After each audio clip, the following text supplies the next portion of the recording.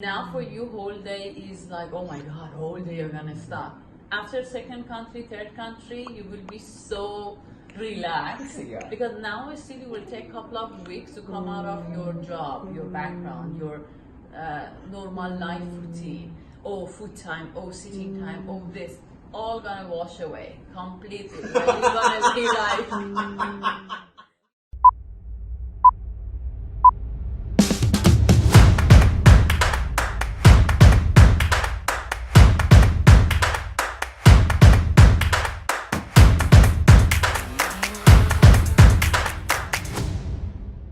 So, this is my take on this. Your house looks a little scattered, but still very collected. Is this a reflection on your personality? Yeah, because that's how I design and how I just keep things together. Yeah. Correct. There are things kept all over the place, but there is one sentiment. Yeah, we collected each and every part that you see from different part of this world. Correct. And I used to carry the small pieces, whatever that I can, and I used to give it to Alex whenever was like he was coming and meeting me different places. And you will see me and him in each and everything, but different. My favorite thing is the wooden thing, the light colors. That's the reason you see the turquoise around white and some bright this turquoise, colors. Yeah. You have a legit bar. That's not mine, that's Alex's. Mama cannot drink. Oh yeah. Correct. So I'm a rider myself, not as large canvas as you are. As long as you can sit on a two wheels and make it go forward, that means you are a rider. Rider. All right. So we do the regular stuff. Chandika to Leh and Spiti Valley and the stuff. That's regular stuff. Yeah, that's that's the regular stuff. So there is image associated with rider, especially in the corporate world, that they are bohemian. They can't be really dependent. You've been so polite though, but bohemian. Yeah, bohemian. Nutcase and crazy is what they call usually about it. Yeah. So how do you deal with that? How do you handle in your society? I don't deal. Let them think whatever they want. Yeah.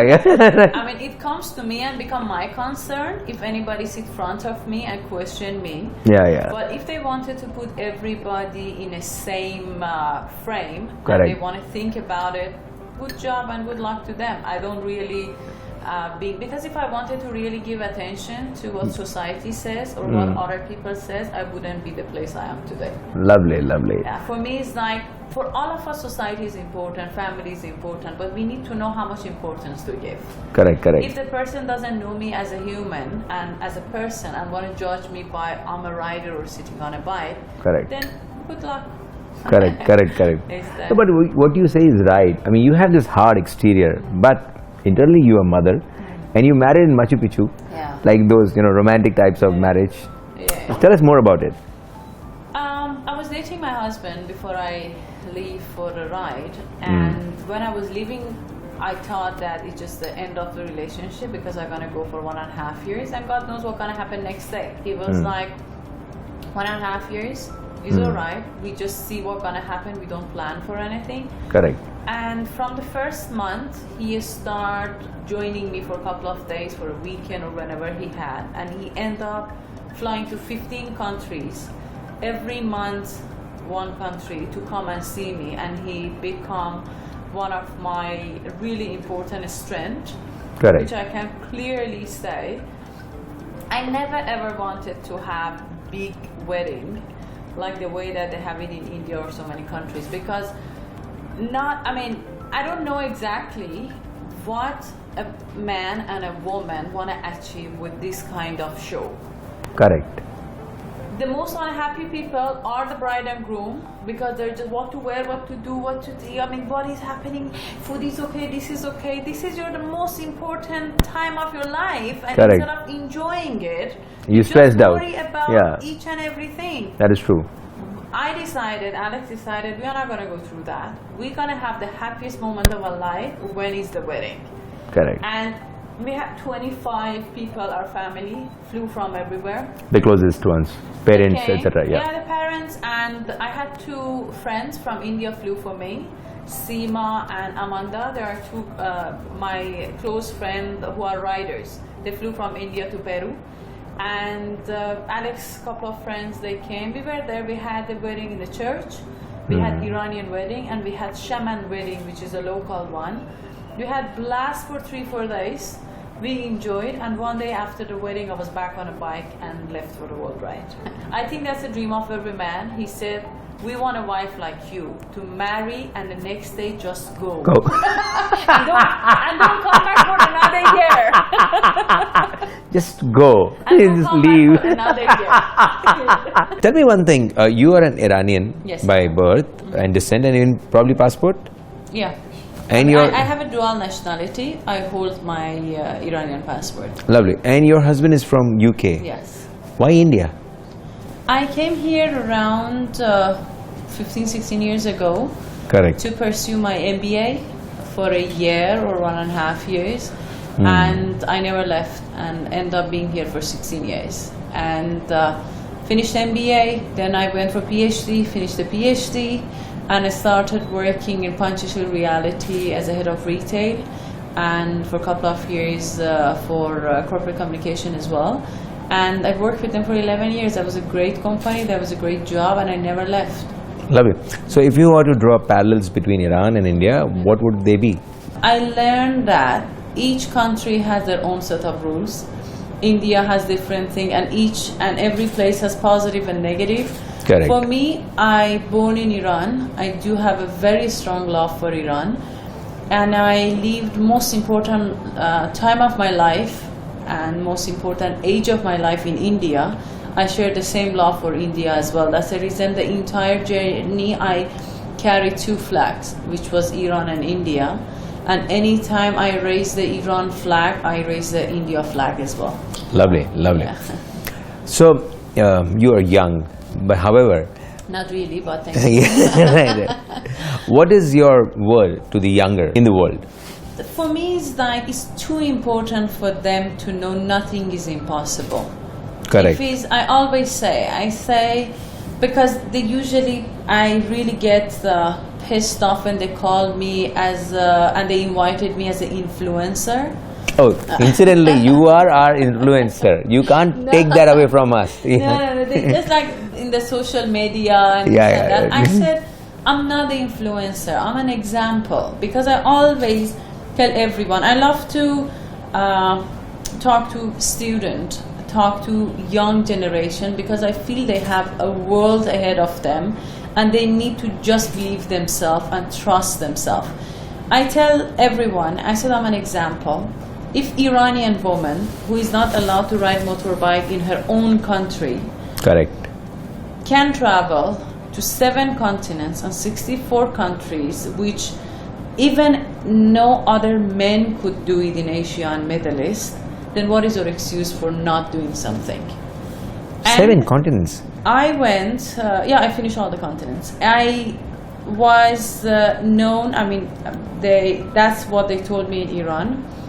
They recognized me as the first Iranian woman officially got to the border of Iran on a motorbike and got permission to ride in Iran and cross Iran. And I request the government for change about women and riding a bike. I sent my request to them, and I made sure that I do that, and I show the world it's not only about Iranian, it's about women, it's about Middle Eastern women, it's about Indian women. The world look at us as like that woman who sit in the kitchen. They don't understand we can be as strong as anyone in the world.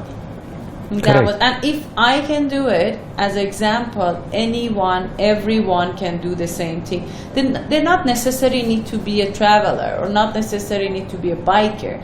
The point is, my tagline even for my brand is made of dreams.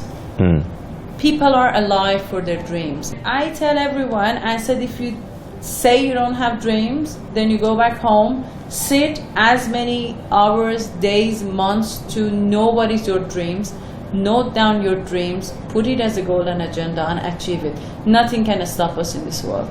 Maral, this is one question we always ask all our influencers. Achievers. Yeah, achievers. How do you celebrate life? Our sentiment of Steering Story is celebrate life. Yeah. And I'm sure in one way or the other, or the other, every achiever celebrates life, Sure. or they wouldn't do what they are doing, Sure. wouldn't reach where they have reached. Yeah. How do you celebrate life?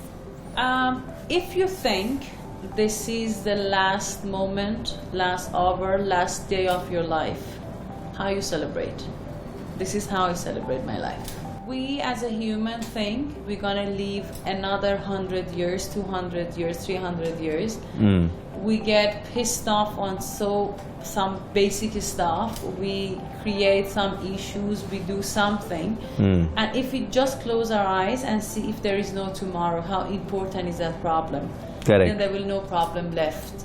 Correct. That's Correct. how I try to keep reminding myself, because when you're on a ride or drive or seeing the world, it's very easy to keep up with that. But when you are in a routine of life, it's very difficult to keep telling yourself and making yourself peaceful and happy and just to stick to it. I try to just be happy, and that was what I achieved in the world ride that I've done. I was the happiest person with 3 panniers, 1 luggage, and I lived there for 1.5 years. I slept in a tent. I cooked my food. I slept in a restaurant. I washed dishes in the restaurant and got the place to sleep. You did? I did, yeah. Oh wow. And when the people were getting my name and Google searching my name, they were like, why you have to do that? I said, first of all, who told you to Google search? Second of all, for me is, I ask you for the corner of the restaurant to sleep, and I can wash the dishes, and the deal we have. And I came to the conclusion, we try to link our happiness with so many things. By end of it, we just need 1 meter to 2 meter straight ground to sleep on. For 1.5 years, I didn't need to have all the things which I thought is necessary of my life, and I lived much simpler, happier, and I just put that one as a rule of my life. Live it happy, live it simple. Tell us about South America. How has been your experience in South America? Yeah. Any word of caution, or generally how is it?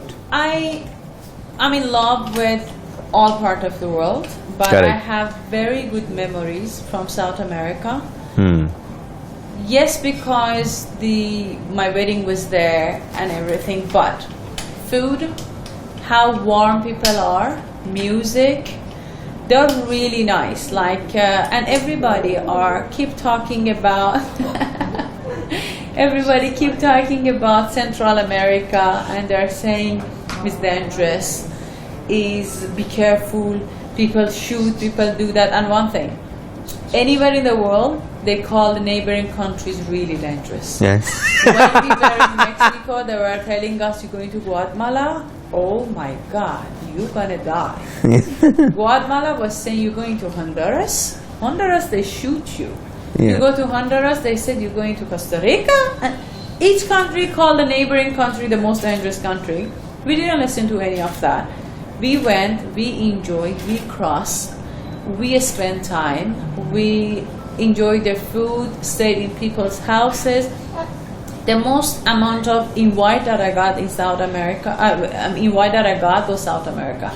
Lovely. Many people, they found me in like I was filling up petrol, and they were coming to me and said, you woman? I'm like, yeah. And they're all women. You women? I'm like, yeah. They said, mundo means world. I'm like, yes. And they said, motorcyclette? I'm like, yes, I'm on a bike. And they said, like, solo?